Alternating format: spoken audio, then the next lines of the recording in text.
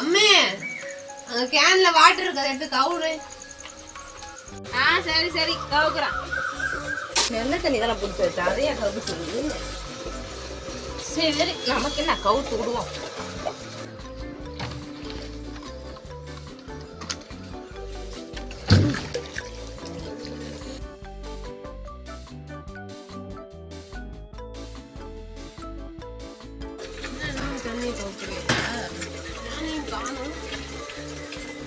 அம்மா கேனை கவுக்க சொன்னேன், கவுத்தியா இல்லையா?